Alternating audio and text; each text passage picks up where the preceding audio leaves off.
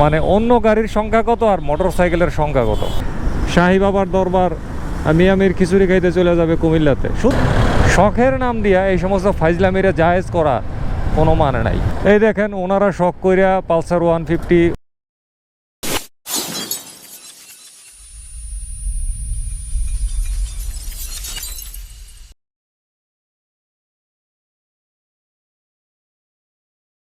Hello viewers, কেমন আছেন সবাই? আশা করি আপনারা প্রত্যেকে নিশ্চয়ই ভালো আছেন, সুস্থ আছেন এবং নিরাপদে আছেন। ভিডিওর টাইটেল আর থাম্বনেল দেখছেন, হ্যাঁ কথা কিন্তু সত্যই, একটুও কিন্তু মিথ্যা বলি নেই। যারা নিয়মিত রাস্তাঘাটে চলাফেরা করেন, বিশেষ করে মোটর সাইকেলে, তারা টাইটেল আর থাম্বনেলের কথার সত্যতাটা কিছুটা হইলেও বুঝতে পারবেন। গত 5ই আগস্ট 2022 সসম্মানে আমাদের জ্বালানি বিভাগ পেট্রোল, অক্টেন, ডিজেলের দাম সসম্মানে সম্মানিত একটা অঙ্কে বৃদ্ধি করে। পেট্রোল হচ্ছে 130 টাকা লিটার, আর অক্টেন হচ্ছে 135 টাকা লিটার, আর ডিজেল আর কেরোসিন হচ্ছে 114 টাকা লিটার। বিশাল ব্যাপার কিন্তু। তো আমরা যখন সামাজিক যোগাযোগের মাধ্যমে সরব হয়ে উঠলাম যে তেলের দাম এভাবে বাড়ানো নিয়ে, তখন তারা বললেন যে বিশ্বের অনেক দেশের চেয়ে বাংলাদেশে জ্বালানি তেলের মূল্য কম। ঠিক আছে, খুবই ভালো কথা। আমরা তো আর বিশ্বের অন্য দেশের মতন এত নাগরিক সুযোগ সুবিধা পাই না, সেটা তারা স্কিপ করে গেছে। তো যাই হোক, ধরা যাক আমি এখন সিঙ্গাপুরে আছি, ঠিক আছে। যেহেতু বিশ্বের অন্য দেশের সাথে তুলনা করছে, তো আমি যদি এখন নিজেকে সিঙ্গাপুরে আছি কল্পনা করি, তাহলে সেটা কিন্তু একেবারে কি হবে না, অমূলক হবে না। এই যে সিঙ্গাপুরের এই রাস্তাটার মধ্য দিয়ে যাচ্ছি, একটা সময় গেছে তেলের দামটা বাড়ার আগে, এমন টাইমে এই সমস্ত রাস্তাতে মোটর সাইকেল যে পরিমাণে দেখা যাইতো, তার মানে 50%ও এখন দেখা যায় না। খেয়াল করছেন, একদম ফাঁকা কিন্তু আমার এই লেনটা, এবং আমার পেছনে আমি লুকিং গ্লাসে পর্যন্ত একটা মোটর সাইকেল দেখতেছি আসতেছে।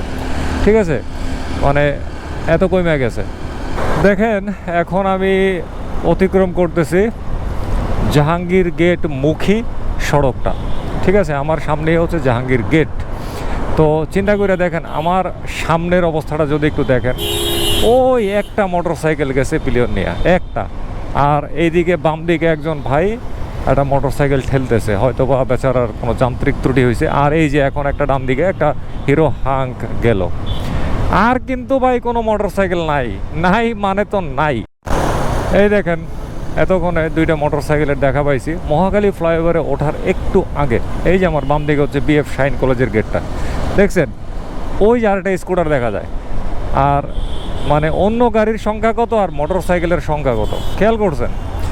মানে আমি আসলে বোঝাতে যাচ্ছি, জ্বালানি তেলের মূল্য বৃদ্ধির পরে মোটর সাইকেলের সংখ্যা ঢাকা শহরের রাস্তা থেকে কি পরিমাণ হ্রাস পাইছে।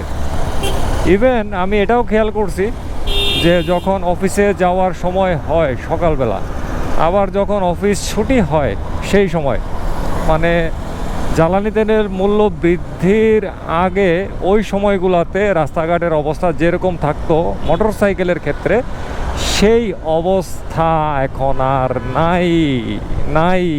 মানে মোটর সাইকেলের সংখ্যা অনেক কমে গেছে, অনেক, যেটা আসলে ভাষায় প্রকাশ করার মতন না। বিজয় সরণি ট্রাফিক সিগন্যালে যে কোনো সময় গিয়ে যখন দাঁড়াইতাম, যে কোনো মাথাতেই হোক না কেন, দেখতাম কি ঝাঁকে মোটর সাইকেল। কিন্তু জ্বালানি তেলের মূল্য যেদিন বৃদ্ধি পাইল, এর 2-1 দিনের মধ্যেই এই ঝাঁকে সংখ্যা কইমা একদম ফাঁকা হয়ে গেছে। এবং লক্ষণীয় আরেকটা ব্যাপার হচ্ছে কি জানেন, সেটা হচ্ছে আগে দেখা যাইতো কি মোটর সাইকেল ধুমধাম হুরুত করে চালানোর একটা প্রবণতা থাকতো রাইডারদের মধ্যে, সেটা 100 সিসির হোক আর 150 সিসিরই হোক বা 160 সিসিরই হোক। কিন্তু জ্বালানি তেলের মূল্য বৃদ্ধি হওয়ার 2-3 দিনের মধ্যেই এই সমস্ত হুরুতভাবে বাইক চালানোর যে প্রবণতা বা সংখ্যা, এইটা আমি রাস্তাঘাটে চলাফেরা করে দেখতেছি অনেক অনেক কমে গেছে। কারণ কি জানেন? কারণ জোরে চালাইলে তেল বেশি খায়। হ্যাঁ, এখন তেলের দাম বেশি, তেল বেশি খাওয়ানো যাবে না। খবর আছে 135 টাকা অক্টেন আর 130 টাকা পেট্রোল। সুতরাং আস্তে চালাইতে হবে, ইকোনমি মোডে চালাইতে হবে। 5000 5500 RPM লিমিট ভঙ্গ করা যাবে না, না না, আর যাবে না। তো এইটার কারণে কি হয়েছে জানেন? কয়েকটা মজার মজার ঘটনা হয়েছে, কিন্তু আমি এগুলা মানে পর্যবেক্ষণ করি আর মনে মনে হাসির খুশিও হই। যেমন ধরেন আমার কথাই বলি, আমি তো এখন 5000 RPM এর উপরে যাই না। উপরে গেলেই কি হয়, আমার কলেজের মধ্যে হাতুড়ি দিয়ে একটা ঘন্টা বাজায়, তখন আমি আবার সুই করে নিচে চলে আসি। এখন এতে করে আসলে লাভটা কি হয়েছে দেখেন। লাভ হয়েছে নাম্বার 1, জ্বালানি খরচ কমে গেছে। নাম্বার 2, আমার ঝুঁকির যে সীমানা, সেই সীমানাটাও কিন্তু আস্তে আস্তে ছোট হয়ে গেছে। কারণ আগে তো আমি ধুমধাম করে চালাইতাম, আমার গতি থাকতো বেশি, ইচ্ছা মতো রেডি পিক আপ ইউজ করতাম। তো এতে করে কী হইতো, আমার ঝুঁকির মাত্রাটাও কিন্তু বেশি থাকতো। কিন্তু এখন ইকোনমি মোডে ভদ্র ছেলে হয়ে যাওয়ার কারণে আমার এই ঝুঁকির পরিমাণ কিন্তু কমে আসছে। সো এটা কিন্তু খুবই খুবই একটা পজিটিভ সাইন। আরেকটা ব্যাপার কি জানেন? আরেকটা ব্যাপার হচ্ছে ট্রাফিক সিগন্যালগুলোতে বিশেষ করে মোটরসাইকেল চালকরা যে একটা হুড়মুড় আচরণ করত জ্বালানি তেলের মূল্য বৃদ্ধির আগে, এখন কিন্তু সেই হুড়মুড় আচরণের পরিমাণ প্রচণ্ডভাবে কমে গেছে, প্রচণ্ডভাবে। ঠিক আছে, পজিটিভ সাইন কিন্তু আরও আছে। পজিটিভ সাইন কি আরও কি জানেন? যেমন জ্বালানি তেলের মূল্য বৃদ্ধির পরে রাস্তাঘাটে মোটরসাইকেলের সংখ্যাও কিন্তু প্রচণ্ড পরিমাণে কমে গেছে। তো প্রচণ্ড পরিমাণে কমে যাওয়াতে কী হয়েছে জানেন? রাস্তাঘাটটা কিছুটা ফাঁকা হয়ে গেছে। আবার শুধু মোটরসাইকেলই না, পাবলিক পরিবহন যেগুলো জ্বালানি তেল চালিত সেগুলোর সংখ্যাও কিন্তু অনেক কমছে। কিছু প্রাইভেট কারের সংখ্যাও কিন্তু কমে গেছে। তো সার্বিকভাবে এই জ্বালানি তেলের মূল্য বৃদ্ধির কারণে রাস্তাঘাট অনেকটা ফাঁকা হয়ে গেছে।